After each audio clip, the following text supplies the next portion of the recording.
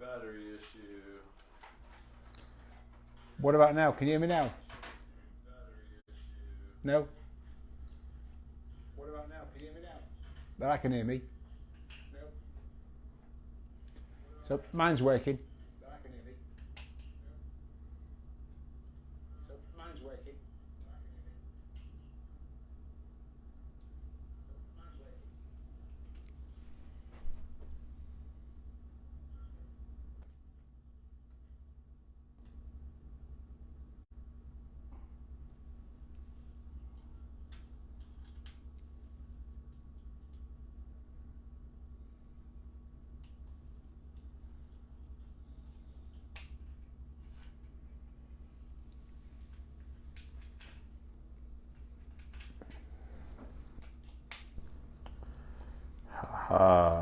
I got blinking now.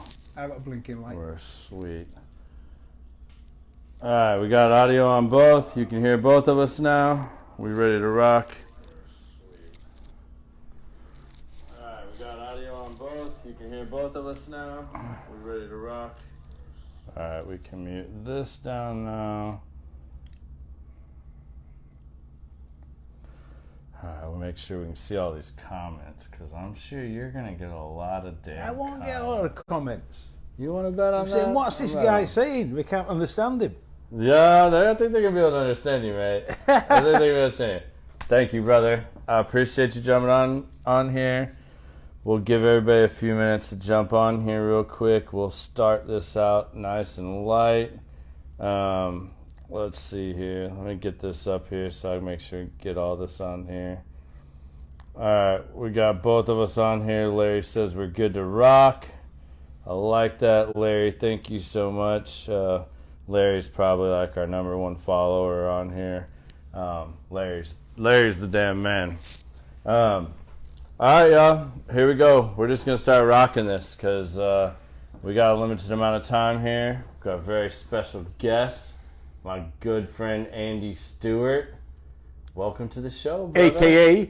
AKA Northern Monkey. The Northern Monkey. AKA Sniper. I got in trouble with a couple of my buddies for calling you a Northern Monkey. And I was like, he called himself the Northern Monkey. I don't know. Y'all have all these weird damn words and stuff like we talked about last night.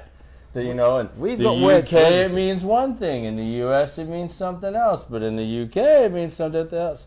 I mean, I really enjoyed calling my friend a fanny the other night. Like, yeah, well, you couldn't do that in UK. But you know what? I'm really chuffed to have you here today, mate. I'm thoroughly chuffed to have you here. Chuffed. That's another good word. That was my word. Do they not have that? I've been waiting. Do they not have that in America? Chuffed. No, I had no idea. My buddy Miguel said that to me on a text message, and I was like, "What in the fuck is chuffed?" Yeah, see, I did it in the first 5 minutes. See, I told you. See, that's what happened. I've been golfing. You're on a yellow card. I'm already on there. I'm already on there. Do you know what a yellow card is? Yeah, I already got the yellow card. Well, let's get into this. Let's tell everybody. Let's get into a little bit about who the man, the myth, the legend is. So we've got Andy Stewart here. 41 years, am I correct? Or are we more now? Because I keep this retirement, not retired thing. Yeah, not retired now. We got at least 40 years service here between the British and Canadian forces, right? Yeah, 41. Yeah. 41. Yeah. All right. So we got 41 years here minimum. It depends on how many times y'all count his retirements. And if he ever is going to retire, I don't know. I mean, his wife might retire him. I mean, so y'all know he comes on this golf trip with me every year. I get to join these guys on this. And it's also his anniversary this week. How do you know that? How you pull this off, man? Do you stalk me? I mean, how do you know? I mean, I know all this. You talk about these things. You just don't think we remember these things. I mean, you got that anniversary shirt. You got to wear this. Yeah, I'm going to wear it. I mean, maybe, hey, just in case your wife is watching this, I'm this guy.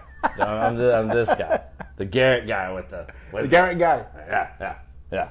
So, married. What's this anniversary? Is this a big one? Are you missing a big one? 'Cause, I mean, I know y'all been together for a long time. It's not a significant one.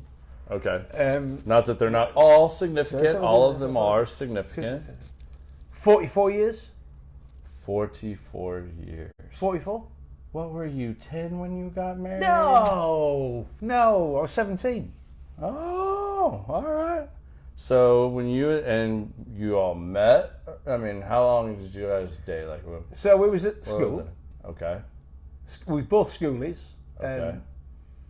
I joined the army at 17 years old, and then what was to be my mother-in-law tried to break up the relationship between myself and my girlfriend at the time, who was 16. And oh man, and we're already getting. See, I told y'all, we're already getting good stuff right out the gate here. So I came back on a bit of a break from my training. Okay. And I get back to see my girlfriend, and the mother-in-law wasn't best pleased, and I got sent packing. But what she didn't realise at the time was when she sent me packing, my girlfriend came with me, and so we both left together. Wow. And we went over to. We was too young to get married in England. You've got to be 18 years old. Okay. Without parents' consent. Okay. So we. And you weren't getting the mother-in-law's consent. Oh, no chance. That was not no happening. chance. So we both decided to go to Scotland, and we went to Scotland, and we got married there at 17 and 16 years old. Wow. And still happily married. 40-something years later. Still happily You married. don't hear that a lot these days. No. And I know you have 2 beautiful daughters, right? I've got 2 daughters. One that's both living. married. Yeah, one that's living. I've got one with a. One with a. One with a. Ah, he's the one that's over in like New Zealand, right? He's the one here. He's the one in Hamilton. Oh, okay. He's the one in Hamilton. And I've got a daughter that moved over here, and another daughter that moved over to New Zealand. Okay. So, but yeah, we got married really quite young, 17 to 16 years old, and then what happened? One of the reasons we got married was because the military give you a house. The military give you a house to live in. Okay. And so therefore this was if you were married, but you had to be we had married to be married. in the house, so you didn't have to So stay we in went the to barracks. Scotland. We got married really young. So you could we see came the back, system. and we did. And they also when they give you a house, it comes furnished. It doesn't have a great deal. You don't have a TV and all that kind of stuff. But Right. it had It had a bed and furniture and everything else. So that was fantastic. And so we'd been married about a week, and the police came knocking on my door. A big copper. Do you know what a copper is? No. A copper's a policeman. Oh, okay. A Copper. copper. I So a got copper you. comes knocking on the door, bangs on the door, and he said to me, "Are you Andy Stewart?" And I said, "Yes, I am." He said, "We understand that you have taken away Mrs. Wend Hanson's daughter, and she wants her returning." I said, "Well, she's not going to be returning because I've got a wedding certificate here, a marriage certificate, to say we're now married." So he looked at the marriage certificate, he said, "I'm really sorry to have bothered you, sir," and went away. The next day, I got my balls roasted by the commanding officer after the police had contacted him for abducting my wife. Abducting? I abducted her. I took her Told me away you're on to a Scotland. secret mission here, Yeah, right? I took her away and we got married and that was it. And then soon after that, we then got moved to Germany. But we had nothing at the time. I've got to tell you, Garrett, we had barely any friends, to be quite honest with you. We didn't know anybody. It was the tough start. And then when we moved house for the first time, we moved house with 8 carrier bags. We had 4 carrier bags each, 2 in each hand, with all our belongings in. That's all we had.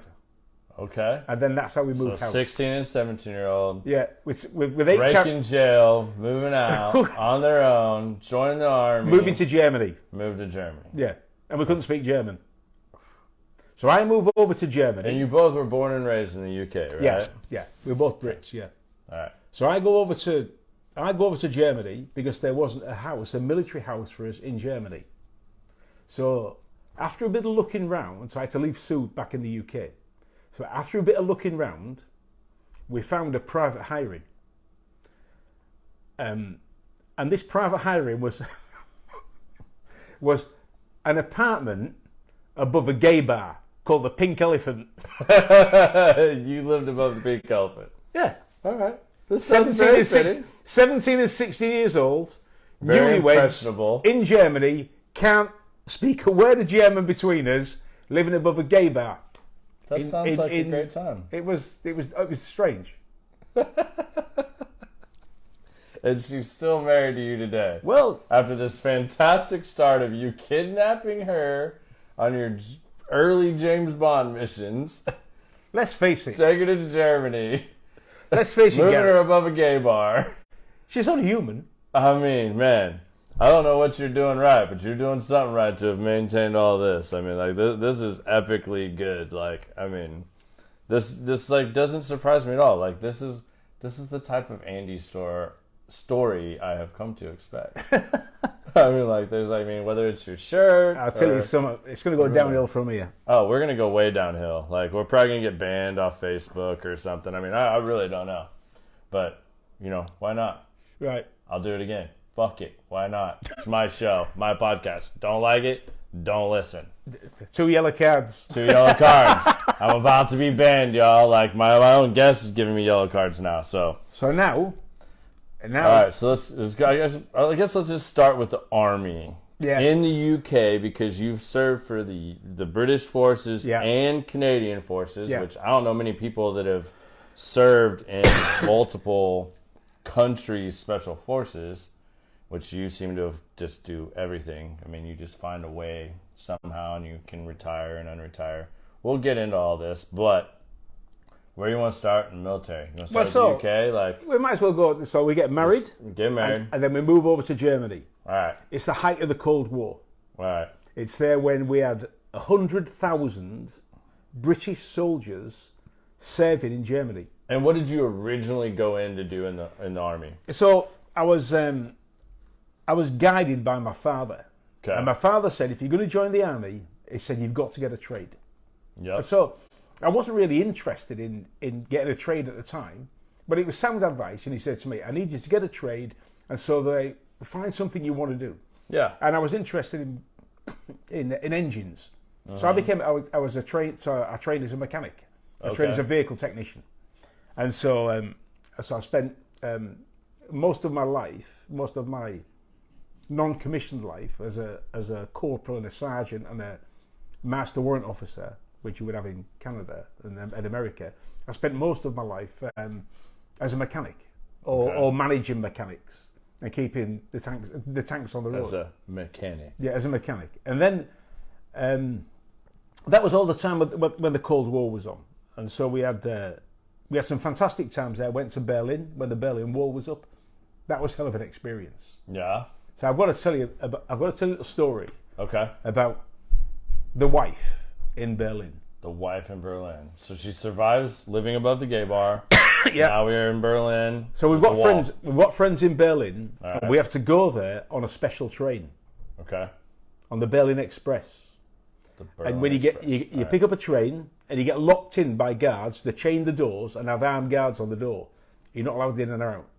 So we go from Hanover over the border. They then change the locomotive and put an East German locomotive on a Russian one. And it pulls you through East Germany, as it was then. And then it gets to West Berlin, and then they change the locomotive again, and it pulls you in the last little piece. And now we're in West Berlin, okay? And we're staying with friends. Anyway, my wife's seen more James Bond films and spy thrillers than you can imagine.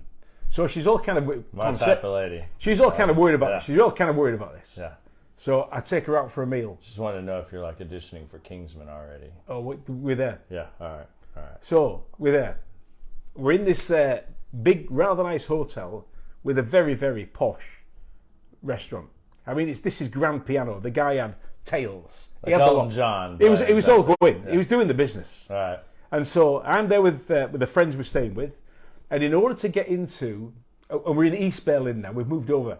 Okay. We've gone for supper across the wall through Checkpoint Charlie.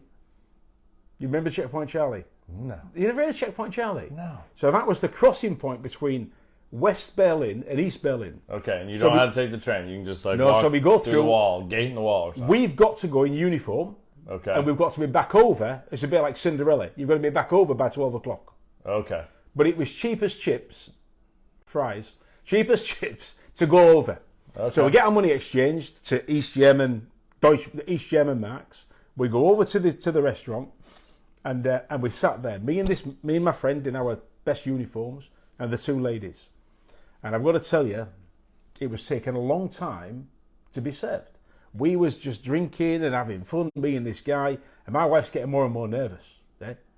And eventually, she said to me, I think that they keep looking at us. I think that they think we, I think the spies are looking at us. And I said to her, as a bit of a joke, I said to her, look, in the middle of the table was a bunch of flowers, this little posy of flowers. So I went over to this posy of flowers and I went, we'd like to order now, please. And I shit you not, this woman came out. She said, can I take your order? My wife freaked, absolutely freaked out at this, because the timing couldn't have been better if it tried. That's perfect. That's awesome. That sounds like something you would do too. Yeah. Like I totally can see you doing this. So now we spend quite a few years in Germany. Okay. Like how many? Like 2, 3, 4, 5? So we spend, maybe 10 years in Germany. And I leave Germany for my next assignment. So we got posted to a couple of different regiments within. I've been over to Canada quite a few times by then with the army and all that kind of stuff. I'd exercise on manoeuvres, and then it was time for me to get posted somewhere else. Well, I had a friend in the army that kind of took a shine to me. This guy took a bit of a shine to me. Okay. And he got posted to Hong Kong. And I said, I'd love to get posted there. And he arranged for that to happen. So we leave Germany. And go to Hong Kong. With a kiddie that's less than a year old, and we fly 16 hours to Hong Kong. Okay. So that was quite an interesting... Keep the adventure going. So that was quite an interesting little ride. So we live in Hong Kong, and we're living there for 3 years before Hong Kong was given back to the Chinese, because it was kind of controlled by the Brits at the time. Hong Kong was controlled by the Brits at the time. So what time period are we talking about? Like late 70s? So this 80s? Was the late 80s, so about 89 to 92, something like that. Okay. So that's when I was there. And while I was there, I got a little itch I needed to scratch. So I joined the army to be a soldier, not to be a mechanic. My dad said to me, get a trade, be the mechanic. But while I was in Hong Kong, I was the manager of a rather large workshop for vehicles. We used to repair all the vehicles. And the guy, I used to have a Chinese foreman lead that used to look after all the Chinese workers. And so therefore my job was kind of redundant. I didn't have a great deal to do. And so, but I had to be there. If I wasn't there, they didn't work. And when I was there, I had nothing to do because they all worked. Okay. So I got kind of bored. But because I had this little itch I needed to scratch, I decided to prepare myself for a special course. So I went skydiving, I went scuba diving, I went and got myself rather fit, and then left my wife in the UK with two children, 1 3 and one just, in fact 1 2.5 and one just born, and I go back to the UK to do Special Forces selection. So now we're going SAS. Yes. All right. So I go back to UK to do that, and that was quite interesting. But before I go back, I say to the guy,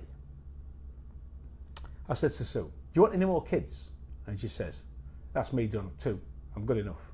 I said, "Right, I'll go for the snip." So I went and had the old clackers done. Okay. I get the clackers, I get them snipped. Okay, right. Just before I go back, but I'm on the cusp of going back, and so I hadn't quite done the tests, the old. So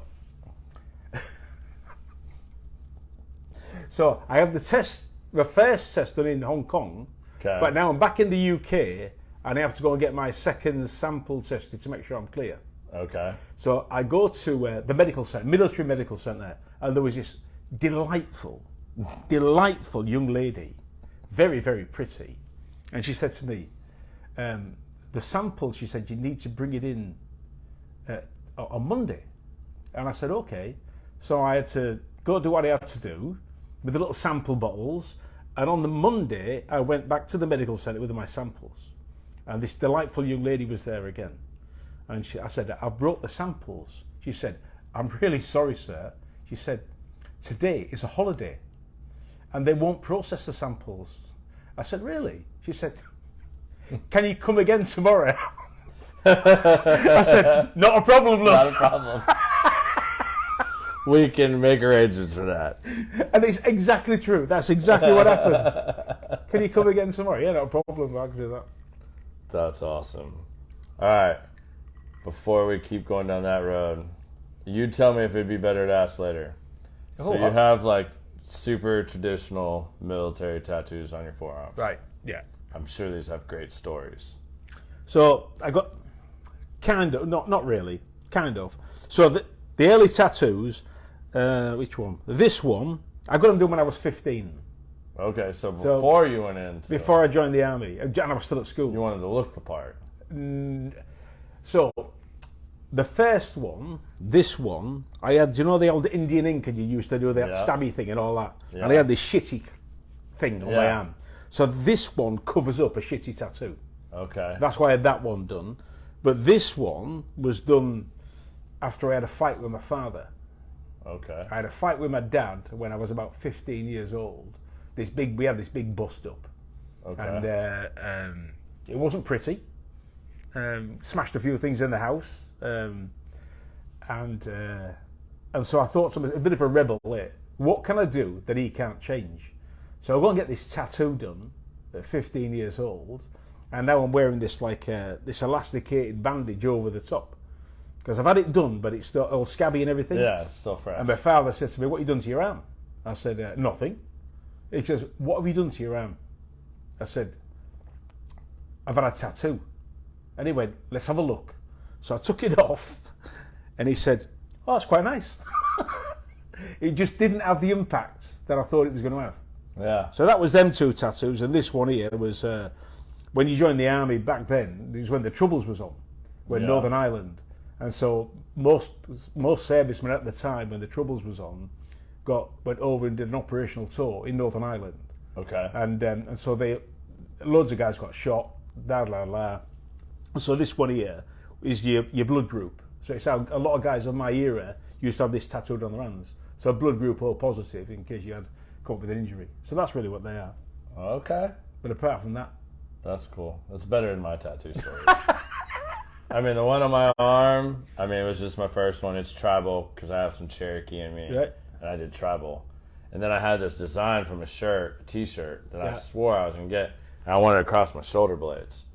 Well, instead of being smart and going to like a really good tattoo artist, I'm drinking tequila and whiskey and hanging out with some friends and my buddies. He did this, my friend Karan, he got this awesome tattoo of his newborn daughter all on his arm. And I'm like, if he did that, like, cool, you can do mine. He's like, oh yeah, I'll hook you up. Hook me up. So we go over to my parents' house and literally sit in the backyard getting waxed.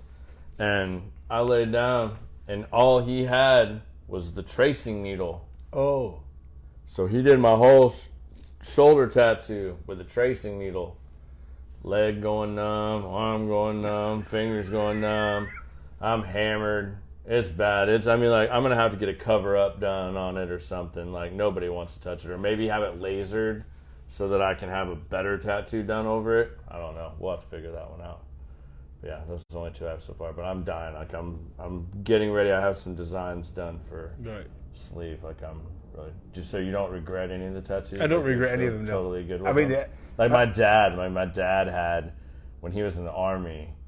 He got them Playboy bunny tattooed on his hand right here. Like luckily he had dark enough hair and like you could just kind of see like, you wouldn't see it all the time, like, and he could hold his hand a certain way where you wouldn't see it, but you really looked like he had a Playboy bunny tattooed on his hand. Not as good a story. No. So, you tried out and made SES first time? Well, or did we have to... It was a strange one, So to join the SAS, you have to already be serving. You can't just join the Yeah, SAS. yeah. You have to be invited, and you have to pass. Yeah, all so you have to. There's quite a lot of things. It's kind of like what would you, for those that don't know, because I mean a lot of our listeners are all going to be Americans. So, in my understanding, I'm going to equate SAS to like Delta Force, basically. Yeah. Basically like Delta Force. Or SEALs. Or Navy Yeah, SEALs. Navy SEAls. Yeah. Okay.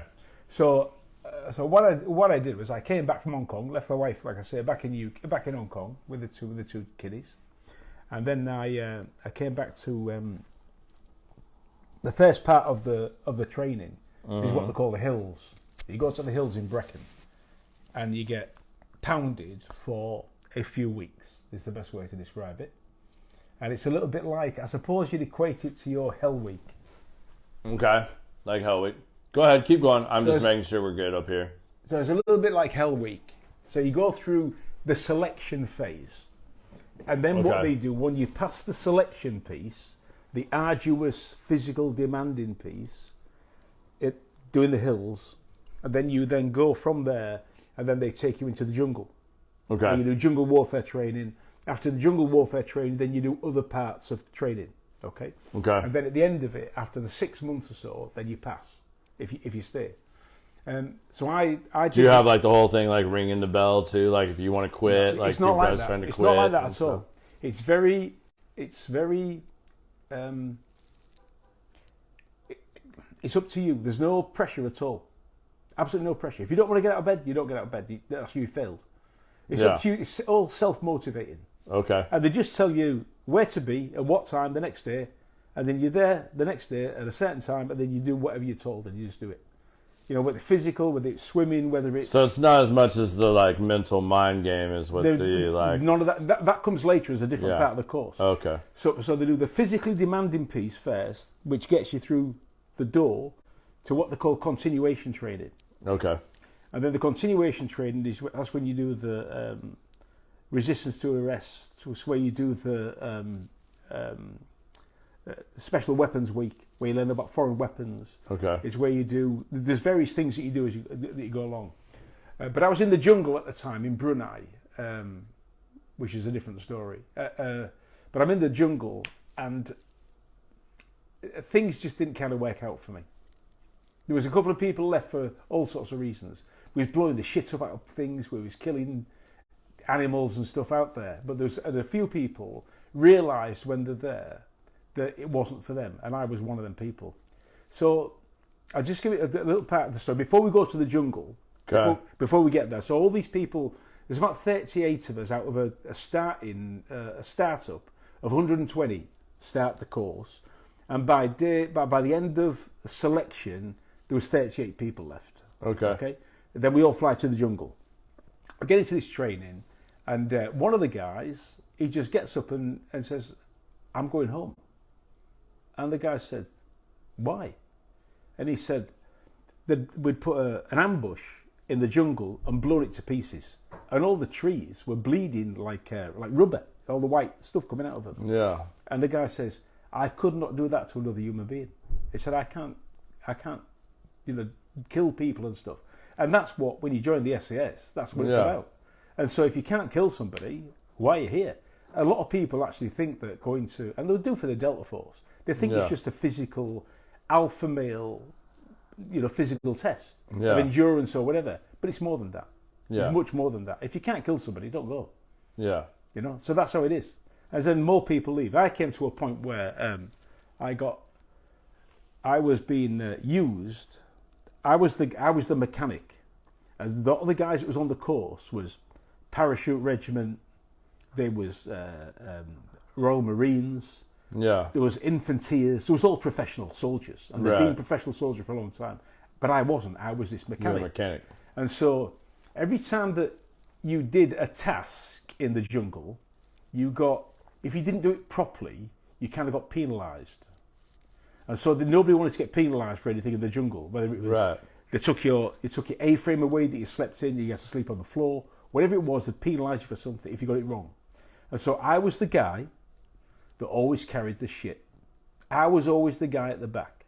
I was always the guy because they didn't trust anything that I did, and I kept on volunteering for stuff with my team, but they'd never let me do it because I wasn't the guy that had the previous training.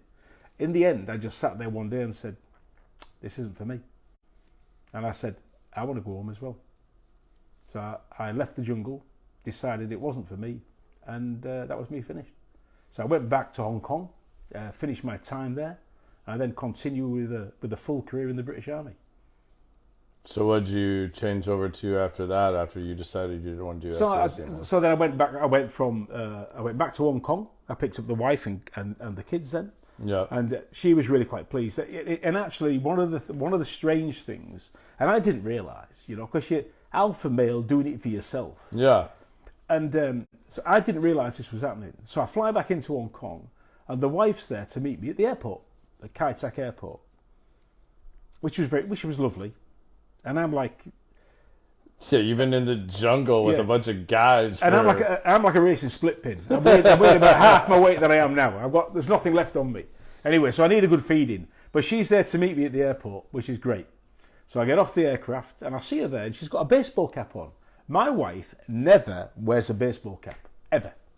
Yeah, like mine has to be like in the sun, like really knowing she's about to be exposed. And like, it ain't for long though. Like she doesn't wear. Well, she never wears a baseball cap, and I thought it was pretty strange. So I'm looking at her, and she picks me up, and we drive home back to our place in Hong Kong, and she's still got the baseball cap in the house. She's still wearing it, and I said to her, "What's with the baseball cap thing?" She took it off, and she was bald. Bald as a coot. She was worried, concerned about. I'd been sending letters to her, written letters, before emails and all that crap. So I'd been sending things saying, trying to keep her up to date with this male bravado shit, saying this has been really dangerous and I've fucking near-death experience and all this kind of stuff. And she's going, oh yeah, enjoy yourself, But I didn't realise the effect it was having on her, and so she took the baseball cap off, and she was bald as a coot. Her hair's grown back since, but I didn't realise the effect I was having on her. So just from stress of me worrying about you, absolutely. From what you were sending her as messages and how you were. Yeah. Wow, that's intense, man. Yeah. You don't realise, do you? Yeah, I mean, you don't especially realize if you the get cause supported. and She's effect. looking after the two kiddies. Yeah, and she's just trying to support you're doing what you want to you. do. So that was an itch. It was an itch I needed to scratch. And then when it went away, people said to me, "Did you ever regret leaving the jungle?" And I said, "No, because my family is far more important to me." Yeah. Than joining the SAS. But she still went on to do a lot of amazing things. I mean, like, I've seen pictures of you, and I mean, no bullshit, y'all. Like, I've seen pictures. Like, I'll have to find one. I have one somewhere that I've like either stolen off of his Facebook or that I got him to send me. But this man is decorated from like here to here. Like, there are literally pictures of him standing next to the Queen. Yeah. And from what I also know, like, you had Harry and William to train at certain points, or at least there with him. Like, when Harry and William came over when they joined the army, William, because he's going to be a future monarch, he's going to be the future king after Charles. Yeah. They have a tendency, as Charles did, to serve in each of the forces. So they do the Air Force. All of them. Yeah, so they do the Air Force for a year, they do the Navy for a year, and they do the Army for a year. And when Harry and William joined, they both decided to join the Household Cavalry Regiment, which is an armoured regiment based in Windsor, UK, not Windsor, Ontario. Okay. So, and it's because they could go back to Clarification on, because all these guys that I'm here with, or the majority of them that I'm in here golfing with Myrtle Beach, they're all from Windsor, Canada. Windsor, Ontario. Correctamundo. Yeah. So these guys joined the Household Cavalry Regiment. They're in Windsor in the UK, and it was very close. It's just west of London. Okay. And so they had their royal duties to perform as well. So they was in the army, but they could nip into London and do jobs, if you like. So they're on call all the time. And so they was there. But while they was training to be in an armoured regiment, I was back in Bovington, which is our armoured school in the UK, and I was instructing there, and both them two came through when I was on course. And again, the wife was with me when we moved there for the first day. Yeah. So we get there the first day, and we stay in the officers' mess overnight, which was really quite nice. And we get there in the morning and having breakfast, and we sat there and we're getting tucked into our full English, and we're going through our bacon and eggs and all that kind of stuff. And my wife says to me, "Andy," I said, "What, love?" She said, "I understand Prince Harry's here." I said, "Yeah." Kept on eating my breakfast, digging the ribs. "Andy, what, love? Do you think we'll get to see him?" I said, "He's sat behind you." And she turned around and he was right behind her. Literally sitting behind And then she got like starstruck. So she got all did blushy and everything else and wouldn't talk to her. She's having breakfast behind us. Yeah. It's just a guy. Yeah, just a guy that you've been going through school with and training. Yeah. What were they better at? Like, should they have stayed in one school versus the other? Like, I'm sure they have their strong suits. Well, so they both moved on here. So then William went and joined the Air Force, and he became a search and rescue pilot. And search and rescue. Yeah. So he flies search and rescue off Wales. Okay. Off the north coast of Wales, and he does it for genuine. You know, people get washed out to sea or whatever, and he goes out and rescues them, and he flies the helicopter. And Harry, he went from being in an armoured regiment, and then he moved and he became a helicopter pilot as well. So he moved to the Army Air Corps and he flew Apaches. So when he was in Afghanistan, he flew Apaches. Harry flew Apaches. Yeah. Don't ask me how. So Harry's the more badass of the two. So the difference between the two is one. I mean, search and rescue, you got to be really good. I would think like pinpoint accuracy, right? But which means William's probably the better pilot. But yet you're letting the other one fly a damn Apache, which I know costs way more than a search and rescue helicopter. But one's going to be the future monarch, and the other one's not. Yeah. So one his pathway is kind of limited, and the other one is kind of a bit of free reign. Yeah. And that's why Harry, if it was the other way around, he'd get reined in. Yeah. But they're not. William's going to be the king, and Harry's not. So therefore, Harry can almost do what he wants. Well, Harry lives in like California now. Yeah. Like he's said piss on all this. But he can fly Apaches. Yeah. I mean, he's like the Top Gun version. You know.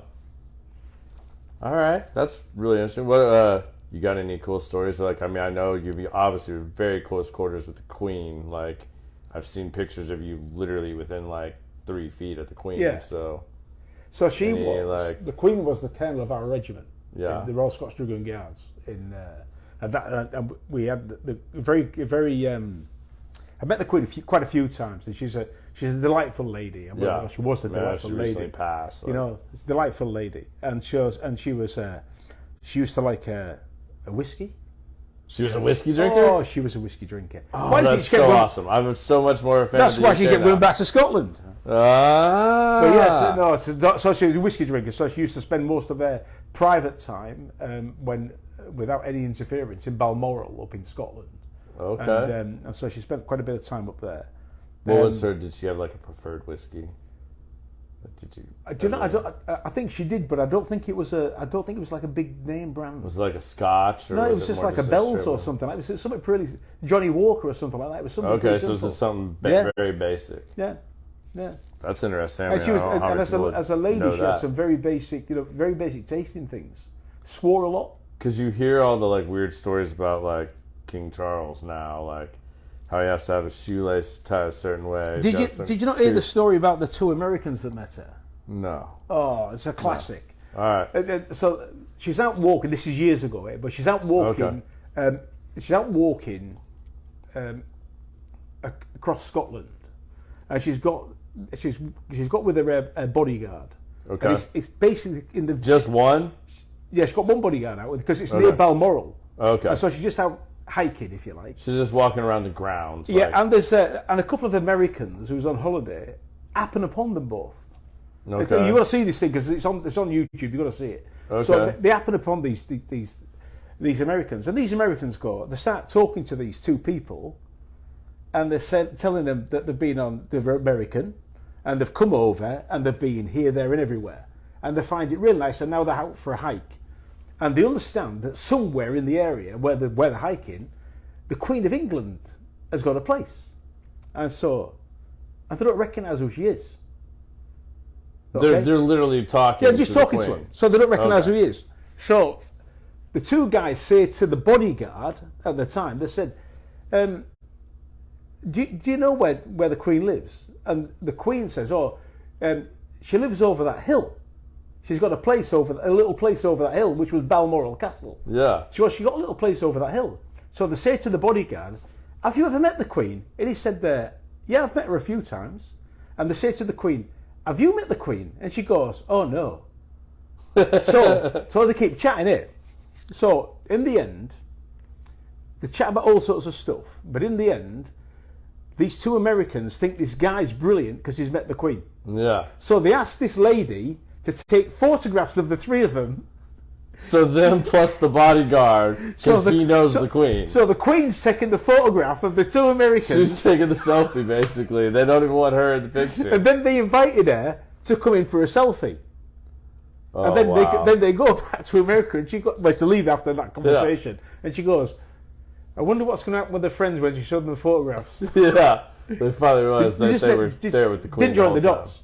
Didn't join the dots. That's crazy. See, like, we have, I've never stopped and got to talk with him, but, like, George W. Bush Jr., yeah, he mountain bikes a lot. Right. And, like, some of these mountain bikes, and when I was mountain biking a lot, like, he would be over there, and you could just, like, here he comes with this couple Secret Service guys, like, you know, they're just out riding mountain bikes, and he's just getting his daily exercise. Just guys, aren't they? Yeah, just people. Like, but it's so funny when, like, you get so much more out of people when you don't, like, actually...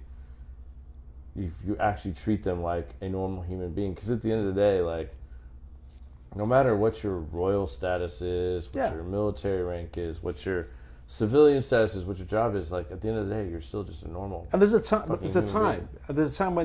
when especially the royal family, when they have to perform their duties. Yeah. But then there's also a time that a few people have seen, when they park that and they become just normal people. And that was their time in Balmoral. That's when she used to park That's awesome. You know? That was her, like, safe place where she and I think got that's why she went there to die. She went there. Is that where she passed? Yeah, too? she passed. She went to Balmoral to pass in Balmoral. Oh, wow. And then they brought her body back. They flew her body back from there. Yeah, I was going to say, that was like... I was impressed. Like, it's a long ordeal. Yeah. Because my wife's cousin was here from London. Yeah. When that happened, and when she comes in town, she's here for like 2 weeks. Yeah. And stays, and like she was keeping up with all of it, and I was like, I was even kind of joking about it. I was just like, man, like, are they gonna bury her ever? Like, yeah, it was. It's but that's quite the reason why. The process. It took a but while. If she had passed like there, it wouldn't have been as long, would it have? Like, the whole processes and everything. So in London, I don't know what the traditions are. Yeah, so in London they've got, and the military especially, but it's more than the military, because it's a big security operation. It's a lot of the services that need to happen in the London area. They have a plan already for all of the royals. All the royals. Yeah, and it goes in different levels, if you like, about even the invitation list or whatever. Yeah. So the Queen's plan was called Up Tower Bridge, I think, or Up London Bridge. Tower Bridge or London Bridge. I think it was London Bridge. So they pulled that operation out, and that's what she got buried as. And so the sequence of events that happened with the she had the already ceremony, dictated that. Like, that was already laid lying in waiting, all that kind of stuff there, so people could pay their respects, all that kind of shit. That's just to be clear, what you're saying is, though, it was probably extended a little bit because she was in Belmore. Yeah, and they had to get her back. Yeah, they had to get her back. Okay. Yeah. All right, that makes sense. So it was a couple of extra days, and then they had to work out when she had to be back, and then that's why the funeral was on the Monday or something. I think it was on the Monday or the Tuesday. Yeah. Yeah. I think you're right. So, what was it like? What do you think the big differences were? So, you're also Canadian military. Yeah. Big difference? And how does one do that? How can you be UK military and then so what happened? Military? I then do lots of other stuff in the army. I then get commissioned, and so I was a we call it a ranker. So a lance A corporal. royal wanker? No, Or it's like a wanker. So you go through the ranks. They call it another rank. All right. So you go a corporal, sergeant, master warrant officer, all that kind of shit. Yeah. So you go through all that, and then I'm about to leave the military. That's me finished. After 22 years, I'm done. Y'all, wife, hold on. We're in time out here. Just for the first part in this story, he's saying after 22 years, done. No more. So I'm going to 22 years. We're retiring. No, I'm not retiring. I'm going to go do a second career as a civvy somewhere, age 40 years old or whatever. I'm 39, 40 years old. So I'm on my way. So I said to the wife, we're going. And she said, and what are you going to do? I said, I don't know what I'm going to do. But I'm sure I'll find something, and I'm sure we'll be successful. And no matter what, I'll make sure the kids are still fed, clothed, and everything else. She said, right, okay. So, with that, I then get a phone call from the commanding officer. And he invites me round to his house with my wife for a Sunday dinner. What are you doing now? I'm just checking the comments. We've got people watching us and stuff, so I popped round to the commanding officer's house with my wife for Sunday dinner. And I said to Sue, well, it can't be for a bollocking because you're with me. And she said, right, okay. So this conversation is kind of unheard of. This invite is unheard of. So we go round to his house, big house, big house. And we see the top man and we have Sunday dinner with him. And he said to me, so you're leaving the army, Anne? I said, yeah, it's 22 years, that's me finished, I'm going. He said, I'd like to offer you a commission in the regiment. He said, change your cap badge from being a mechanic, and I want you to be join the tank regiment. Yeah. I said, right, okay. I said, I need to talk that through with the family first before I make that decision. So I go home and I speak to the kids. There was only we at the time, only little, like 8, 9 years old or whatever. And I spoke to the wife. We had this private conversation, and I said, it's an opportunity to stay in the army for a second career. And so take me till I'm 55, for another 15 years basically. And I'll be a commissioned officer. So I'll be a captain, and so on and so forth. So that was fine. So we had this conversation. I took up his offer, and then I got commissioned, and then stayed with the regiment, and then I moved around first of all as a captain, and then as a major, and then luckily for me, people saw things in me that I couldn't see myself. Moving and the idiots promoted me to lieutenant colonel. Yeah. So I got to lieutenant colonel, which is the highest rank you can go to after you've been through the ranks. It's the highest rank you can go to before I retired. That's impressive. So it was okay. They liked when you told them to stick the dynamite under the tanks and that was quite funny. And get them out of the ice. Oh, that was quite funny. That was in Bathurst. Do you remember that? It's one of my favorite stories. You were you literally just randomly one night were like, yeah, so me and some of my mates were in I don't know, Northern Europe or Russia or some shit. And you're like, yeah, we got up in the morning and our tanks were literally frozen to the ground. It was, yeah. And you're like, so I just told them, go stick a couple dynamite sticks under each track and we'll blow the damn things up out of the ground.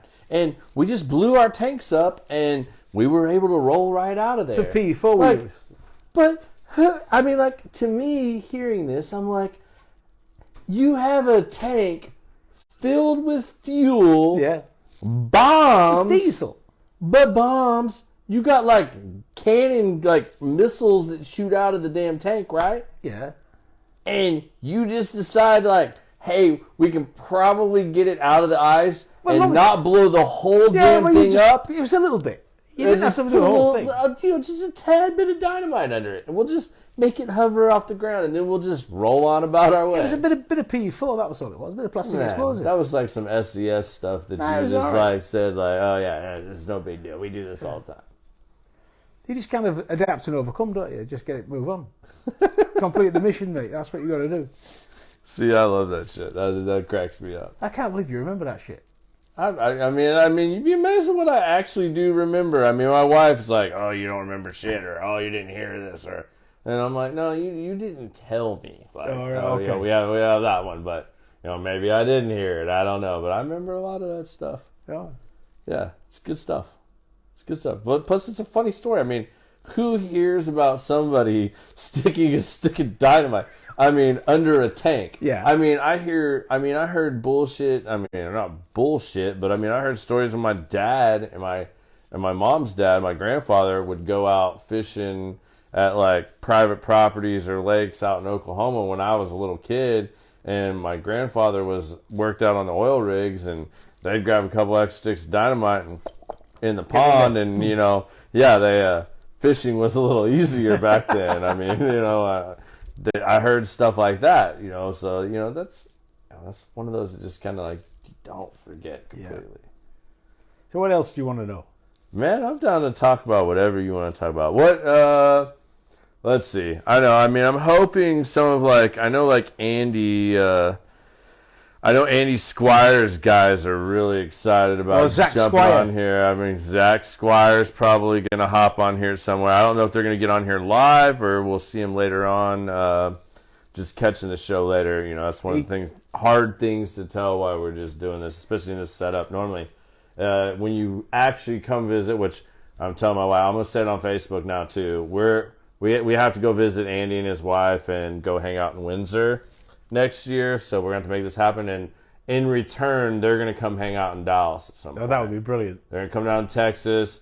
I'm telling him he has to come down there in football season or something though, or hockey. You can pick, because that way we can go to a hockey or football game, or maybe both, depending on what time of year you come down. My wife loves sport. Yeah, we'll do it big. She's a sports fiend. Yeah, we'll have a good time. You guys come. We'll do the Texas experience. Do all that.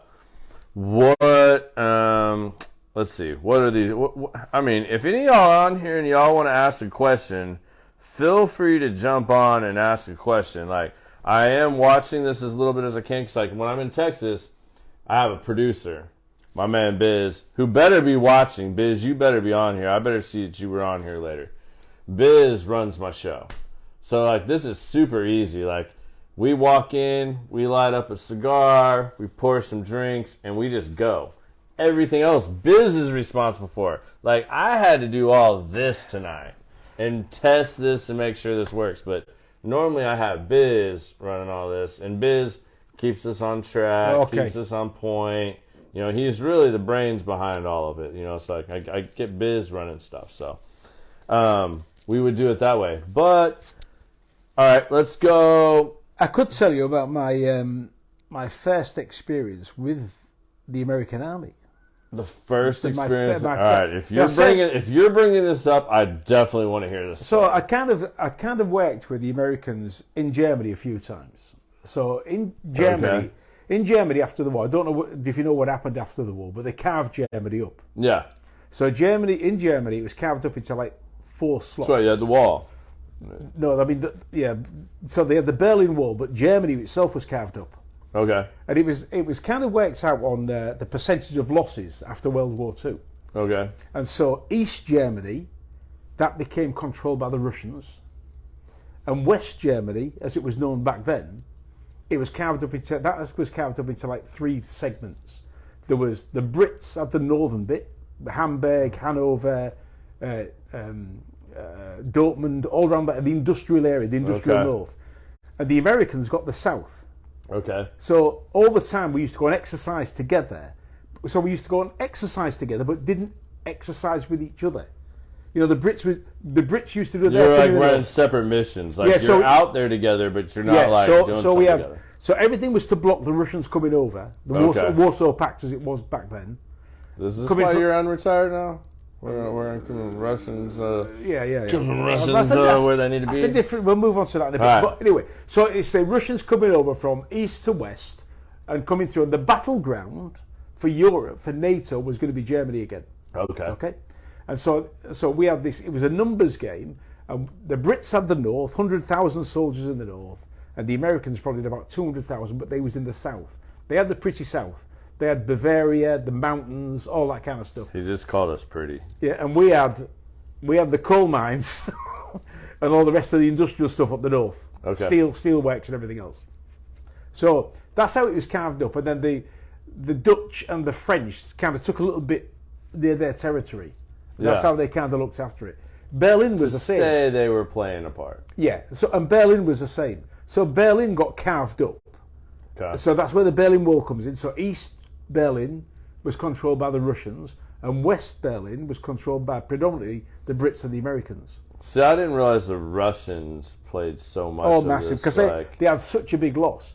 But the different view after World War II, the very different view, because there was, I'll go back one. Okay. World War One finishes, and the countries that was involved in World War One was decimated, financially, Right. economically, all the rest of the stuff, industry and all that kind of stuff. Okay. So so they left Germany impoverished to do its own thing, and that piece of being impoverished, that's what led to them coming together to support Hitler to start World War II. Right. So they didn't want to do that the same mistake again. So after World War II, they decided to help rebuild Germany straight away. Okay. So Germany was built in double quick time compared to France and the UK that took a real good pasting. So, but they realised that unless they invested in Germany, and there would be another World War, there'd be World War III basically. So that's kind of what happened. So So Germany was like the turning point. Germany for sure. And anybody who came over to Germany from the UK said, "Who won the war?" Because their place was all built up and modernised and all that kind of stuff. Yeah. And UK and France and everything else was still suffering as a result. So it was a bit of a strange place to be, actually. Living in Because like they put all the money and everything back in to revitalizing Germany, who was their enemy. Yes. And it was a bit and then strange. they built it up to this like metropolis. Yes. Right. And then everything else was still bomb-ridden, torn up. So they were like the golden child. So it's a bit odd, but like I said, now it's old Europe and everything's fine and dandy. But anyway, so that was my first experiences was kind of working with the Americans, if you like. So the Americans in the south, we was in the north, facing off against the Warsaw Pact. So that's what we was doing. Mm-hmm. And it was a numbers game. So if you wanted to go Christmas time, for example, if you wanted to go and leave, they'd only allow so many soldiers to leave Germany in case the Russians was going to attack. We had to have 80% of the 300,000 soldiers had to stay in Germany. Okay. So they was in the south, we was in the north, and then later on, what happened was when when I was a commissioned officer, I then went over to Afghanistan, but I was part of the United States Marine Corps out of Lejeune, which is not far from here, and so we went over into Helmand Province, and I was on the staff of the headquarters, and I was the chief planner in a United States Marine Corps headquarters for a year. For Afghanistan. Yeah, and that was quite interesting, living in Helmand with Americans for the first time and trying to understand even the psyche, the logic, of what they were trying to do. Well, what they were trying to do, but also the fun and the differences between us, the language differences. We spoke a similar language, but very, very different. I learned last night, fanny does not mean the same thing in the UK. So like, it means you're downstairs for a lady. Yeah. So Andy's wife really, when she first heard fanny pack, which we think fanny, rear, and front end, and it's the front end in the UK. So I've been having a little fun with this. Miguel, I hope you're on here at some point. Miguel is my good friend. Yeah. Him and his wife Lauren. Liam is her brother that has just recently come over, is hanging out in Texas with us. But yeah, they're from the UK, and I love Miguel's. He gets mad at me because I call him Miggy, and apparently his dad is the only person that calls him Miggy, and that was just really natural for me. Like Miguel, Miggy, I don't know. But anyways, I'm going off topic here. One of our really good followers here, Larry Adams, has a question for you. He wants to know if you enjoy a good cigar. If you enjoy a good cigar. So, I've kind of gone away from them, but it was because we used to smoke them in the mess. Okay. So on a special dinner, we used to sit there on a regimental dinner night, Yeah. And we'd have their all informal dress and everything else. Yeah. And there was a few rituals we used to do, and I always enjoyed a cigar at the time. But then when the smoking ban came in, like 15 years ago, whatever, you can't smoke in messes anymore. It all kind of died a death, and so that kind of tradition He's replaced it with bottle chugging. Let me tell you, he really likes the tequila that I had. Yeah, that tequila was really nice. Yeah. And then what they also, so in order to get around it, and I didn't really participate in this. Okay. This is going to surprise you. Oh, I can't wait. We have, in the Royal Scots Dragoon Guards officers' mess, a ram's head. Ram's head. Yeah. A ram's head with horns and everything else on it. Yeah. And like blowing the horns. And they've taken the bits out of it. It's no longer all that's been kind of scooped out. Yeah, use the horns. I'll show you, and it's called. No, you don't use the horns, man. I can see y'all using the horns, drinking out of them or something. We don't. So we have this ram's head with the old horns on it. Okay. All right. And its name is called George. It's George. George. And when we stopped smoking the cigars, the guys had to move on to something different. And so they moved on to snuff.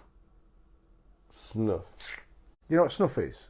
Yeah, snuff's different in different portions of the world. No, because there's snuff can be like a fine chew that you use. No, so snuff in UK is a bit like a pepper.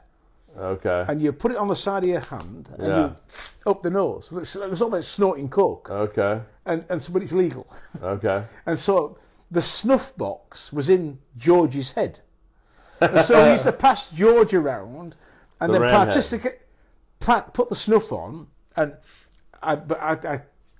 it wasn't really for me. All right. But you did, so formerly, to answer the question, you did enjoy a cigar. We enjoyed a cigar. Proper mess hall. The officers' mess was really officers' mess. Proper pomp and ceremony. Celebrating something big. So he also asked if you have ever smoked a cigar with a famous person. Like, did you sit with Harry or William and smoke a stogie after you taught him how to blow a Apache? I've smoked cigars with royalty, but not with Harry and William. Okay. So I think what I smoked cigars with from the royal family. Prince Philip, who was the Queen's husband. Mm-hmm. Prince Michael of Kent, I've smoked with him. And who else? Where did I get my middle? I told you, y'all thought I was bullshitting, and I just told you, he's royal family smoking cigars. Princess Anne. We had a mess dinner for Princess Anne. And there's a couple of others, but okay. Yeah. Can you get me one of the Kingsman's ashtrays? A Kingsman ashtray? Yeah, I want a Kingsman's ashtray. What does it turn into? I don't know. I don't care what it turns into. I mean, it can just be an ashtray. I can just say this is from the SES or the Kingsman's ashtray. I feel like I could take that back to the lounge. The guys would fucking fall over. That'd be top notch. Yes, Larry, I agree. He needs to visit ICC and smoke an Atabey for sure, or an Alfonso. I brought some really good cigars. Maybe I can get him into the officers' mess hall and he'll smoke one with me one of these nights since he drank all my tequila last night. Maybe, we'll see. But if not, when he does come down to Texas, he will for sure be coming up to ICC with me, and we will be hanging out up there. And a lot of you will get to meet him up there. This is I've told y'all, this has been one of the podcasts I've been waiting for. This is one of my favorite people I've met from doing this trip. And we have an absolute great time. If any of y'all end up getting to where you can come on this trip, it's a lot of father-sons, which I think is amazing. Great stuff. My father passed when I was 24, so I really enjoy seeing a lot of these father-sons get to bond, play golf together. Some of these guys have been doing this for 25, 30 years.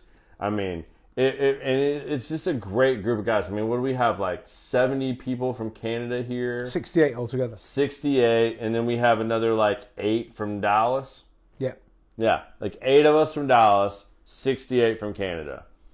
And it's just a great group of guys. Like, we haven't got to do this in 3 years, so we're all kind of like really living it up and trying to get back and enjoy this right now. But yeah, I told y'all. So any of y'all want to ask questions, hop on here, get after it. I know Andy's son Zach was supposed to be on here, and a bunch of his guys, because y'all wanted to grill him. Here's your chance. You guys got about... I'm going to give you 30 to 45 more minutes before we're going to cut this short if he feels like talking for that long, which we usually don't have much problem talking, especially when we got alcohol in front of us. But y'all want to ask questions, y'all want to like get into anything specific, we're happy to go down those avenues with you guys. So, I don't know. I feel like what is a great lesson you learned from either any of your military experiences, either Canadian or UK, doesn't matter, special forces, not, whatever. What are some things that really stand out to you that were lessons you learned that you also felt like you applied in your normal life, civilian life, that stand out the most to you? So I think for me, I've always been a planner. Planning. But I also appreciate that most plans go to ratchet pretty quickly. Uh-huh. But unless you've got a plan in the start, you kind of don't know what you're doing. Yeah, you got to have a backup plan. You've got to have a plan to kind of know where you're going, whether that's in civilian life, military life. For me, always been a planner, planning to do something, and then that transfers into civilian life. So a friend of mine years ago, I've got a couple of great photographs I need to show you at some point. Yeah, for sure. Of me trying to do some planning in the desert in Kuwait with two mobile phones and a laptop and fucking everything else. You know what? I feel like I can kind of relate to this because it's got to be about 5 years ago now. I got to go to Jordan. You know, my wife is half Jordanian. Yeah. My father-in-law is Jordanian. So I got the pleasure of going to Jordan. And I've been to a few places in Europe, and I've gotten to go to Jordan. That is an experience. When you see like... It's different, eh? It's very different. But I mean, like, not only is it desert and you're getting to see this stuff, but like the Romans and stuff, like, and the Greeks, like, I mean, like, seeing influence them in the middle of the desert in the Middle East. Like, some people, I mean, you ask them to point out Jordan on a globe, like, spin the globe and tell me where Jordan is. I guarantee you 80% of these kids can't do that today. They don't even know where Jordan is. Like, what, Michael Jordan? Yeah, I think he's a basketball player. Like Michael Jordan? Oh, they can't even tell you where he's from, and it's North Carolina, you know? Like, can't even do that. But, you know, seeing some of this stuff, like, handmade, and, like, when we went to, like, Aqaba, and, you know, we got to see all these just amazing things, and, like, these guys hand-carved in mountains, and, like, it's 3-4 stories high, like... How did they do it? How did you do that? Like, and I mean, I'm a big fan of Egypt. I wouldn't go there. I would love to at some point, but I feel like nowadays you can see it on TV. We had some American tourists came to York. It's crazy. They come to York and they're going down a place called the Shambles in York. Yeah. It's just a delightful old part of York that was built in about 900, something like that. I think Sarah's cousins live real close to York. You know, and it looks a bit like from Harry Potter kind of. Yeah. And this American is taking a tour. Y'all remind me, we're going to bring that back up. He is a Harry Potter fan, and we're going to bring this up. This guy on this tour says to the tour guide, she says, "How would you make these places look so old?" And she says to him, "Sir, because they are very old." Yeah. And they are. These buildings, like, old. Yeah, they're just fucking old. Yeah. I mean, that's the way it is. It amazed me walking around Europe when I went to their, like, where was it? Vienna, Austria. When you go through Vienna. That was, like, the cleanest city I've ever seen in my life. Like, you have the opera, you have all this stuff, like, but walking around, saying my wife and I, she got us lost. Actually, I did. I'll admit that because I don't think she's on here. But anyways, walking around the city and stuff, there's not a piece of chewing gum on the ground. There's not a cigarette butt. There's no graffiti. And I mean, we got lost. Like, we kept wondering when it started raining and sprinkling off and on. Like, we got completely outside of the inner city. We got more in the ghetto and kind of, like, got ourselves out and lost and had to, like, take a taxi to get back. And, like, finally found one, waved the guy down, and was like, I don't know if we're going to get murdered or if we're going to get a ride back into town. Not in Vienna. Like, we just kept going. But we didn't know. Like, But you could tell, even in a city like that, most pristine city I've ever been in my life. Like, I kid you not. Like, I don't know who goes around and picks up stuff, but, like, no cigarette butts, no gum, nothing. Like, the city is pristine clean. It was amazing. All right, but we deflected here from me asking you about what are the most memorable experiences that you can think of, lessons you learned in the military. So go back to the planning piece. Planning. So a friend of mine who, before we went to, where did I go this time? Let me think. I'm now serving at a brigade headquarters as a staff officer. Yeah. And I've got this, I'm a captain, and I've got this major above me. Okay. A guy called Jim Landon, who I now work with. Jim Landon. I now work with him. All right. Okay. So he becomes my boss. Okay. And we're in Catterick in UK. And this guy was an avid planner. And he taught me a few very, very simple lessons. Okay. And he'd say to me, so I'd talk to him and I'd say, we need to plan, we need to do whatever it was. Say we're going to Sierra Leone. Okay. And we're going to kick some ass in Sierra Leone, which is what we did. And he said, right, and he sat down, and the very first thing he got out was a pencil.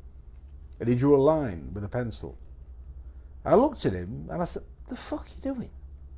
Drawing a line with a pencil? We're supposed to be getting into this planning and stuff, we're supposed to be. All this, and he just drew a line with a pencil, like that. He does it every time. Every time I talk to him. He's never changed. And I go to him, Jim, what are you doing? He said, and what's today's date? And I go, 18th of October. And he goes, 18th of October. And he goes, when do we need to be in Sierra Leone? I said, by the 24th of December. Puts a line in. And he starts to create a timeline to start to plan. And by putting them simple dates in, that simple line, that simple piece, and then things start to fall into place. So what do we need to do? We need to book flights. Break it down to the simplest thing. And he just puts it from a simple line, and he develops it from that every time.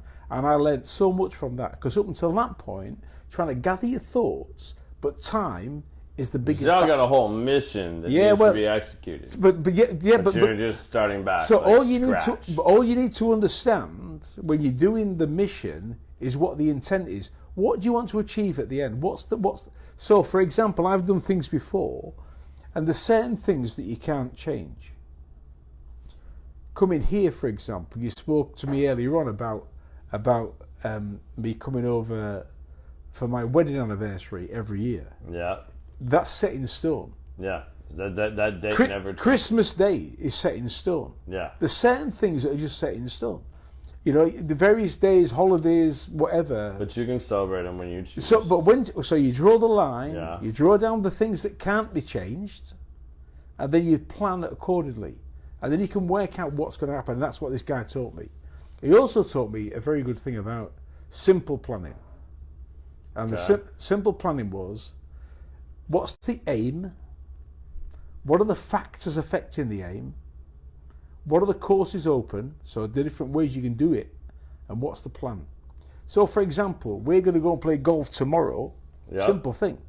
We're going to go play golf. The aim is to go and play golf at Tiger's fucking Stripe or whatever they call it. So that's the aim tomorrow. All right, the aim's to go play. That's the aim. The factors affecting the aim. We've got a time.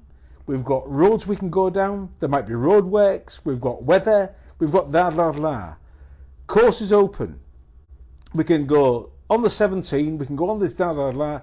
What's the plan? We're in on the 17. We're leaving at 8 o'clock. La. That's the plan. And if it goes to fucking rat shit, at least you know kind of what you're doing. Yeah. And that guy taught me them 4 basic tenets of simple planning, and it's done me well both in military terms as well as in my civilian life. Yeah. You know, so the wife says, you know, I need to go to hospital. Okay, you need to go to hospital. That's what you need to do. That's the aim. Factors affecting the aim. We need to get there by a certain time. We need to leave and then off you go. Okay. So I've always used that. What's Simple the and greatest? boring, What's the greatest thing you've learned, or something you thought you understood, but travel changed your opinion of it?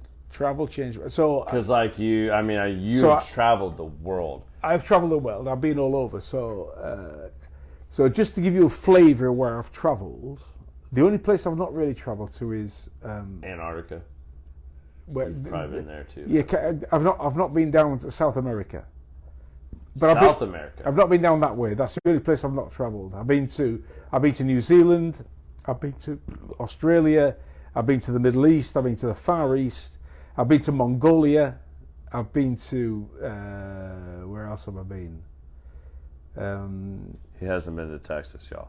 I've not been to Texas. I think that's not the back end of the world, is it? I've been to the Arctic. I just returned from the Arctic. I was there 2 or 3 months ago. I was up in. Yeah, this fucker's like riding helicopters chasing polar bears. Yeah, I was. Yeah. Yeah. That was about. Just something common people do in Canada, you know. That was These UK guys, they just chase polar bears and shit. You know? That was the end. That was doing the North Warning System, or I don't know if you know what the North Warning System is, but it protects the north of America with a set of radars for early warning of missiles coming over the top of the Arctic. So Russia controls most of the Arctic, and then the Europeans through Finland and Norway have got a bit in the Arctic Circle, but predominantly it's run by Russia. And then the Americans have got Alaska, obviously, and then we've got Canada, and so they're looking after that bit about stuff coming over the top. So I'm working with a project at the moment, and that's why I got called in. I get called in. This is the unretired. Yeah, the unretired kind of work. Yeah. Okay. So it's interesting stuff. So you got to hang out with Elon Musk, or what? What are you doing? Do you know, I had supper with a guy the other day that brought his name up because he phones him almost daily. Some guy in the motor industry. What? And they've got a fucking weird. Oh, that's my yellow card, isn't it? You got a yellow card. It took us like over an hour in, but he's got a yellow card. But so I'm sat having supper with this guy. But you can go ahead and say fag because he probably wants a cigarette. We're at this big dinner. And this guy says to me, I spoke to Elon the other day, and I said to him, you phoned Elon Musk? He said, yeah. And I said, well, actually, I think he's a bit of a prick, to be quite honest with you. I really do. I just think he's a bit of a prick. I think he's a really lucky entrepreneur that's kind of worked out. He's the guy that's walked by the roulette table and put all the money on one number, and it's turned up. Because I don't think he's a bright at all. I just think he's just lucky. And every time he says things, what? Why do you just think Elon Musk is lucky and you don't think he's actually that bright? I don't think he's that bright because of some of the tweets he says, and some of the things that he actually does. I don't think he's very, very clever at all. I think he's an impulsive guy that's got this massive influence behind him. It's a bit like Apple. Okay. You know, so the guy from Apple comes up and Steve Jobs comes up and he says something, and all these people in the crowd kind of go with it, and it might not be the right thing. You know, and I think Musk's the same. I think he's just that. I just think he's a very it's his own thing. It's entrepreneur.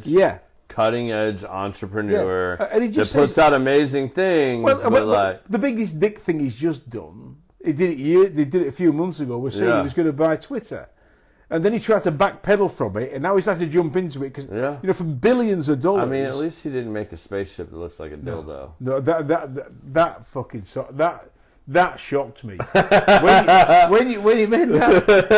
Everybody in the world must have gone there, gone. Why are you sending the dildos to space? Yeah. In fact, there's a movie being made years ago. You'll have to go back to this. Mm-hmm. You have to watch a movie. Your friends need to watch a movie. Okay. Called. Yeah. Ready for this? Ready for this? Flesh Gordon. Flash Gordon. Not Flash Gordon. Flesh Gordon. Gordon. And he goes into space. I feel like if I Googled this, this would be so Flesh bad. Gordon goes into space on a dildo. Oh, this is like Ace and Geary. Like, Yeah. Flesh Gordon on a dildo. The ambiguously gay dude. He's duo. just like Mr. Amazon, Mr. Bezos going to space in a dildo. It's exactly the same, my friend. I mean, like, what was he thinking? I don't know. I mean, like, he has like gazillion dollars. Yes. And he builds he's building a spaceship. And he builds an anal intruder. Yeah. What was the word last night? Like, oh man, it kept getting used. These guys were talking about how in like school they got strapped. Sure. And I was like, what are you talking about? Like, and they were saying vague things and they kept talking about getting strapped. And I'm like, Was it Brits? yeah, no, they were Canadians. Oh. And I'm like, you're going to have to explain this to me because like I'm taking a different meaning from the story you're telling. But So, like, same thing, it was like I was talking about Fanny. You know, like there's just different. So what terminology. strap? What? They're talking about strapped, like they got bent over and spanked. Spanked. Okay, strapped. Yeah, okay. Spanked. But yeah, I'm We've not got even going to lots of say on here the other thing that came up, and it would be too bad. We've got lots of things we use strapped for. Yeah, it's not just about spanking. Strapped could be like with I'm a belt. strapped with a gun, strapped with a belt. Belts. Like yeah, it's strapped. Yeah, but also strapped in UK also means if you're tight, if you've got no money left, you're strapped for cash. Yeah, you're strapped for cash. Yeah. Right, yeah, that makes sense. That's not too far off. Yeah. All right. What other groundbreaking things do you want to talk about? So you're all right. So we said we were going to talk about retirement, which is unretirement. So just how do you get called back in to be unretired when you're retired? What happened about me being retired? I was in the Canadian Armed Forces, you know. Right. So the reason I got back let's go back one. Canadian Armed Forces. I finished the British Army. Yeah. I then come over to Canada. And I need to go back one again. So the reason I come to Canada, both me and my wife get an assignment, a posting to Alberta. Wait, is your wife some like secret agent too? No, do you know my kids thought I was a spy. Yeah, well, I'm starting to think maybe your wife is. So my kids thought I think Sue might be like he's spilling all these beans. Sue might be the real like secret assassin. My kids thought I was a spy when they came home from school one day and they went into a drawer. Yeah. And they look inside this drawer, and inside there I've got more than one passport. I've got 2 or 3 passports, and I've got money from countries around the world. A significant amount of money. Yeah. And then my daughter said to me one day. And then what, a 9mm in there? No, I didn't have a 9mm. I said, are you a spy, Dad? And I said, no, I'm not a spy. Why did you ask the question? They said, we was looking for something in the drawer, and we found multiple passports and all this money from different countries, and we've been watching movies, and that's kind of what spies do. And I said, no, love, we just have to travel through a lot of countries, but I had to have multiple passports in the army that kind of blocked out countries I'd visited. That's what it was, so I could travel to different countries.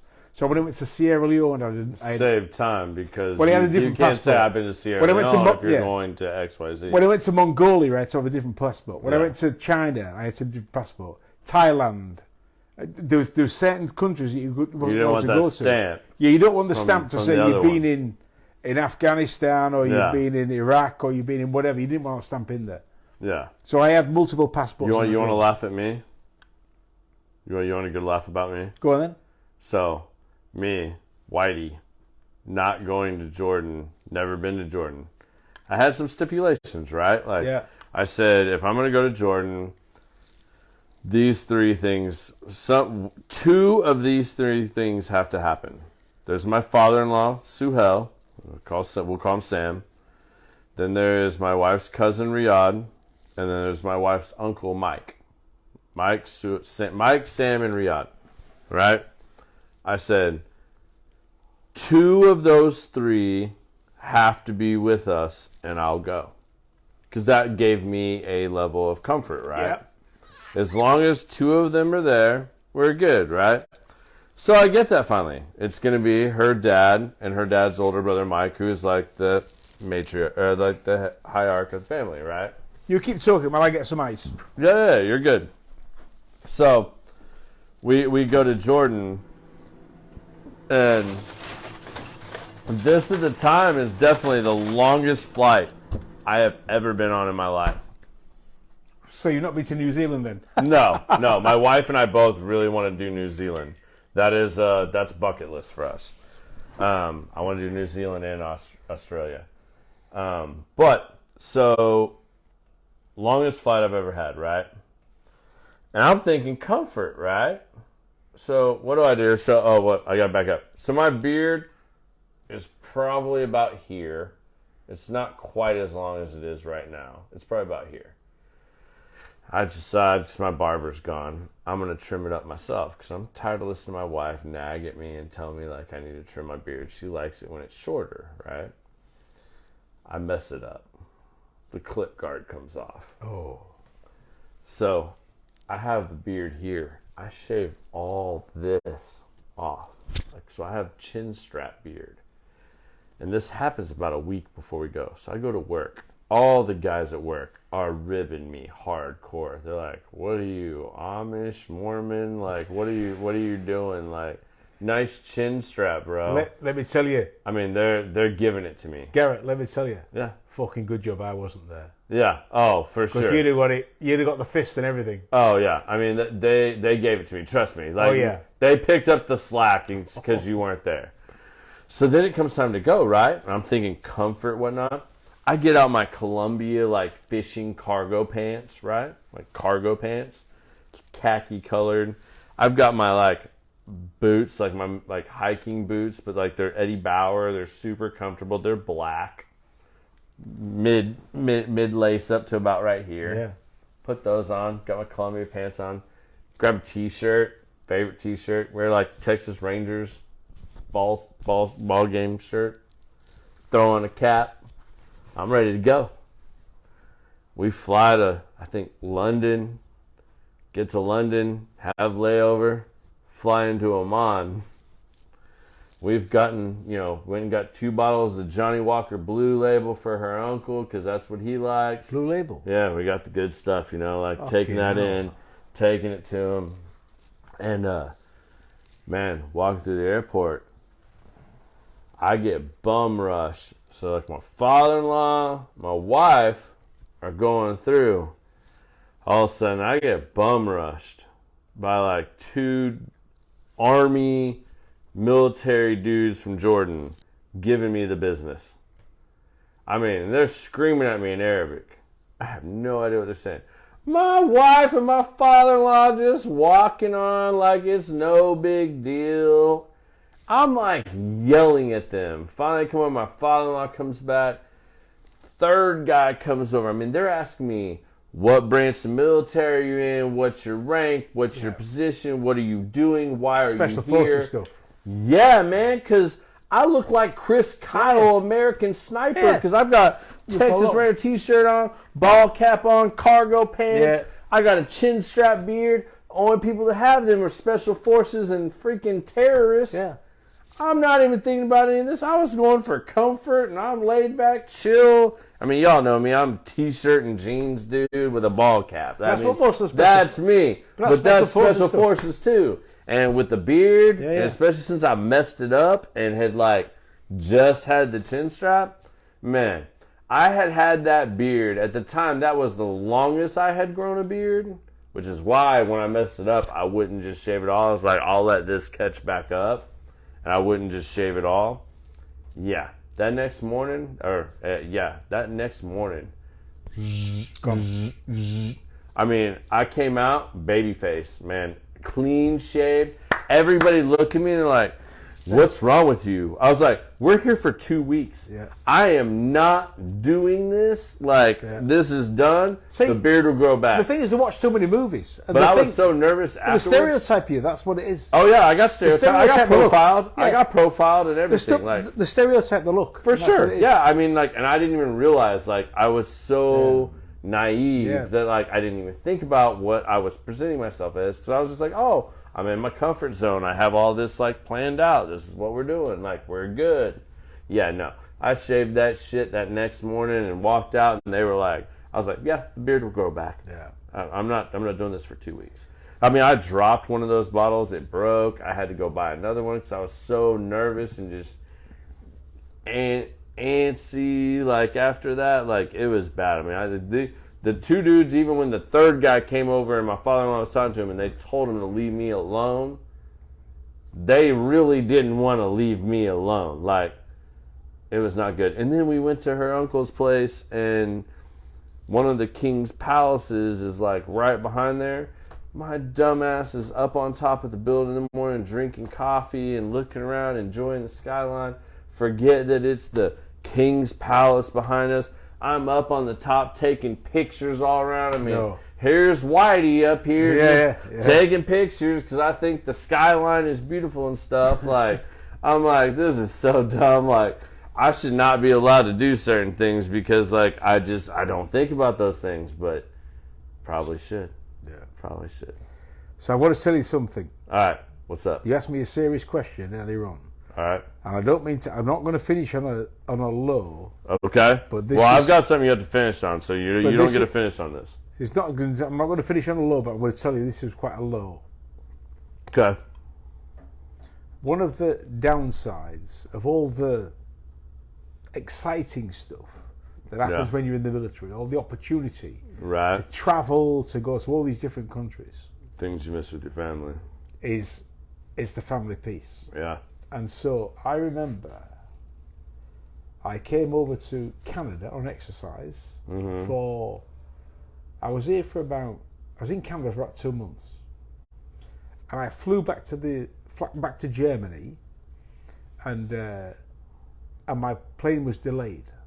And that's where the family is, right? Yeah, Family's in Germany. The family was in Germany, and I flew back to Germany, but the plane was delayed. The kids wanted to wait up, because when I went away, I was like Sinbad the Sailor. Yeah. I always brought back like a million presents. You brought back the booty. I brought back all sorts of stuff. Yeah. You know?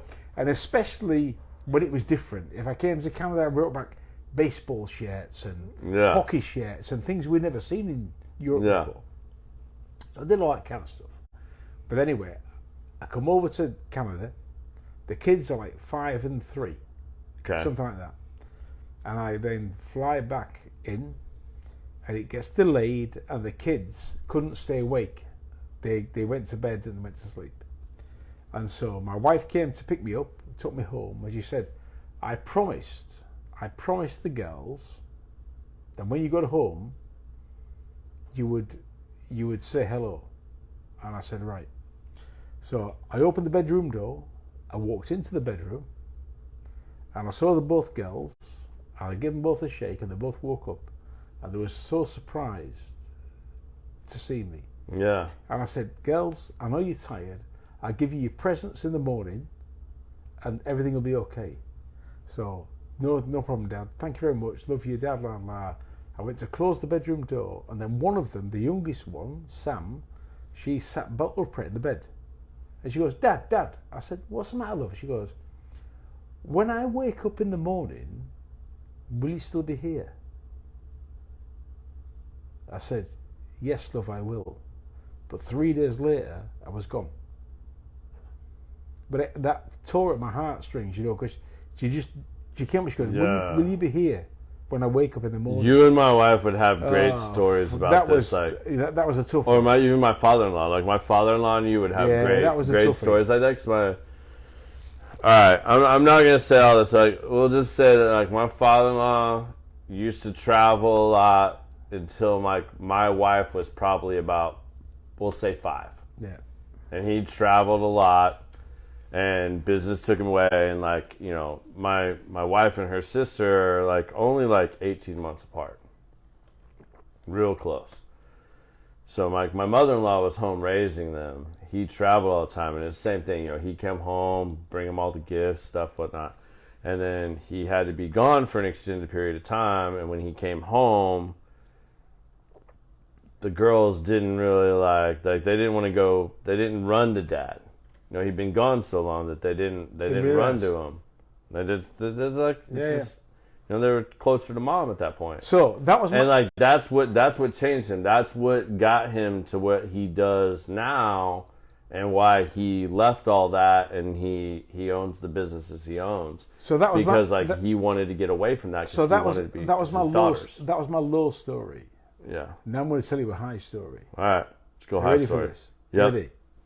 And I'm going to drop one of the big ones on you for the So I now come over to Canada. All right. And I'm going to take back. And we're now going to take. I'm now going to take back the present for the wife. Oh no! You went lingerie too. Why do I? Lingerie. I just know you. I don't know why. There's a segue. I don't know why. You missed that segue. Oh my god! So I'm now going to get. So I've been over to Canada a few times. This is this weird lingerie story. Oh, I can't wait! I'm so excited. Are you ready for this? Yes. So I've been over to Canada a few times, and I brought back things that we didn't really have in Europe or UK. And so now the time I come over, and I'm thinking to myself, Mom, hold on. Mom, I feel like you should unfollow, not be listening to this right now. My mom's on here. Yeah, she'll like this. Oh man, this is so bad. All right, let's do it. I've been and bought the wife lots and lots of different presents. Yeah. And so I'm now scratching my head. And so it comes to the end of the exercise, and I've been away for a few weeks, and I don't know what to buy the wife. So I pop up to a department store, okay, Sears or whatever, and you did not buy your wife. I'm on the lingerie department. You went to like at least Victoria's Secret or something, right? Like not Sears. Like you bought wait, lingerie. I can't remember what it was, but I'm in this lingerie department, and there's mannequins with this lingerie and stuff on. I'm thinking, I've been away for a few weeks. I'm gonna improve my odds. And I'm hornier than a moose. Yeah, I'm gonna improve my odds here. So when I get back, the gift that keeps giving. When I get back, she's gonna get the good news. But she's going to be suitably attired. So I look at this lingerie on these mannequins, and I say to this lady, she says to me, she said, "Sir, can I help you?" I said, "So you certainly can." I said, "I think my wife would look rather nice in that thing there." It was like right there. It was like a body steady suspender belt thing going on. Oh, I know it was going. It was twitching. Anyway, so I said, my wife would look rather nice in that thing, a teddy or whatever they call it. She said, "Certainly, sir." She said, "And what size might your wife be?" And I said, "Look, I know you've got different sizes in the UK and Canada, so I'm not really sure." She said, "Well, can you point somebody out in the store that's the same size as your wife?" So I look around, and I picked this lady that was about the same size, but my finger must have been bent. I thought I was pointing that way, and I was pointing that way. And this rather powerfully built lady that was powerfully built. She must have been larger than the lady I pointed at. So anyway, she says, "Certainly, sir, I'll get that for you." She gets this thing. She wraps it up. She goes, "Is that a gift?" I said, "Yes, it's a gift for me. Just wrap the thing up so I can take it home." So I give the kids their present. This is gonna go so epically bad. I love it. Yeah. So I give the kids. So I get back home from Canada. Yeah. I give the kids their presents, fucking whatever they are. Yeah. Go stay in your room for an hour. Or two. So I said to Sue, "I've got a special present for you in the bottom of my rucksack." She said, "Really?" I said, "Yeah." I said, "Why don't you go in the rucksack that's in the bedroom while I'm in the main room, in the living room, and I'll be waiting for you. She says, okay. So she goes to the bedroom, to the rucksack. I've put fucking the Walrus of Love on. I've got Big Barry on. Oh. I've got the music playing. Hey. I've got the fucking, I've turned the lights down low. You got the Marvin Gaye. I'm laying there, fucking zip lob, waiting for the honey to come in with this fucking teddy and suspender belt and everything else on. Anyway, the lady that I pointed to was about 200 pounds. Was about 200 pounds. So she puts this fucking piece of lingerie on. And she comes to the door, she leans on the door, and the gusset is fucking swinging by her knees. Everything's fucking saggy on her, and she goes, this is what you envisioned? She goes, sexy is it? I went, fucking no, take it off. You know what, first right there, it was a fucking big baggy, saggy tits and saggy fucking guts. It wasn't a good thing. What's the point anyways? Because it's all coming off real fast. I do not do lingerie anymore, my friend. I'm with you. Like, it's a waste of time. It's a waste of fucking money. Damn it, I said it again. And my mom is laughing. I bet she is. Yeah, my mom's on. Sorry, Mum. Yeah. Sorry for swearing, but it was a funny story. Yeah, it's all right. My mom knows I cuss like a sailor. It's not normal. All right, hold on. I gotta see this is one of my good Marine Corps friends. What'd he say? In the safety brief, they said, keep a low profile. My dumbass pits on a cowboy t-shirt, plaid cargo shorts, chucks, and aviators. Nice. Yeah, I'm with you, Jonathan. I did the same thing. He was talking about how, like, when I said I didn't dress the part, and when he went to the Middle East, same thing. Like, but you also know that when you dress the part, you kind of get into character. Yeah, well, if you know you're doing it, you go to a ball game, and if you wear the kit, you get into character. It's the same in the army. When you wear uniform. Yeah, but do you feel like that, like, though, when you go watch whether it's rugby or soccer or football, do you wear your team jersey? Yeah, of course. I mean, you get into it, like you're part of the team, don't you? But it's the same in the there's army. a lot of people in the U.S. that like get into this whole thing of like, if you're not a player, why are you wearing a jersey? So in UK it's quite different because we definitely have the home and away. Because you have all thing. these matches and we have the home and away thing. So people that's playing away often travel because it's not that far. Yeah. Whereas in Canada or America, you're going from one place to another, and all you've got is a home base. Yeah. That's all you've got, this home crowd. Yeah. And you might have 3 or 4 people that have moved for work, that have moved across the country. But apart from that, you've actually... And actually the Blue Jays, when you watch the Blue Jays play baseball, they're one of the few teams that I watch at baseball. They throw shit on the field at people and stuff. But they've got supporters all around. Yeah, that's true. It's really kind of odd. There's a lot of teams like that. All right.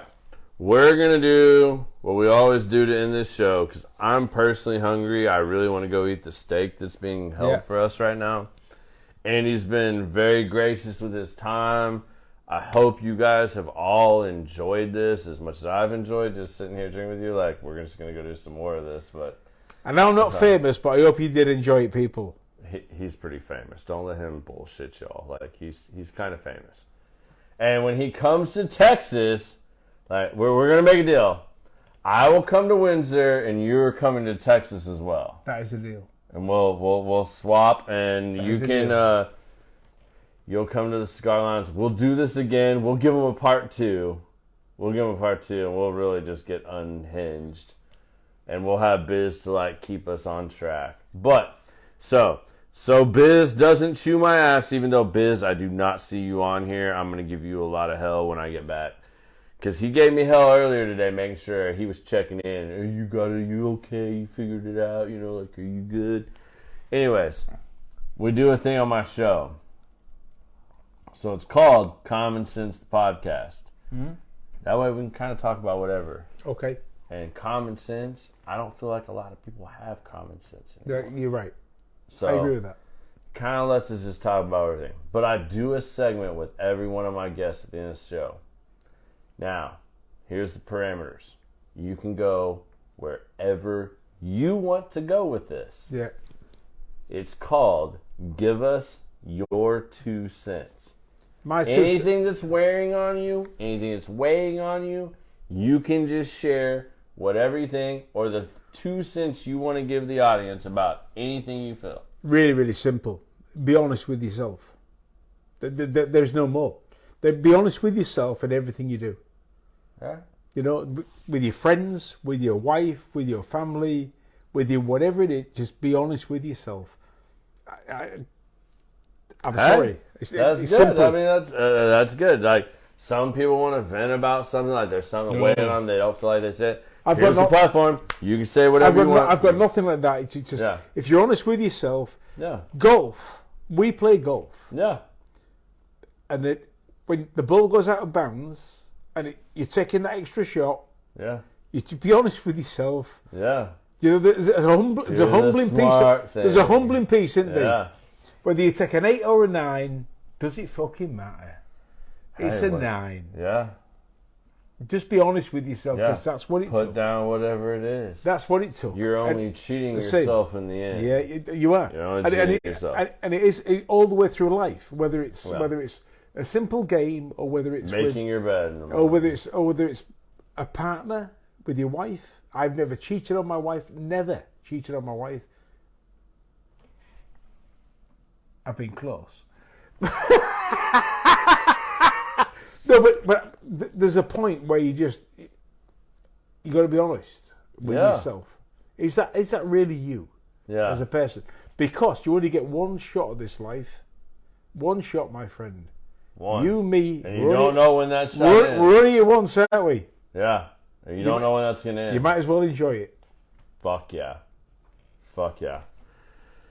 Love you guys. I hope you guys enjoyed this. I mean, I'm going to scroll real quick just to make sure I don't see any other crazy questions y'all want to hear. Andy, thank you. I love you, brother. This is one of my boys. I hope y'all enjoyed this as much as we enjoyed doing this, because I know he had a blast doing this. We're going to go shut this shit off. Hopefully this saves. Y'all can go watch this whenever you want, because I know there's lots of people asking how to do this. Sorry, I could only do this on Facebook Live right now with what we're working with, but I hope you guys enjoyed it. We will do another show like this soon. We're going to go eat. Thank you, We're out. Y'all enjoy it. My friend? Yeah, for sure. Give me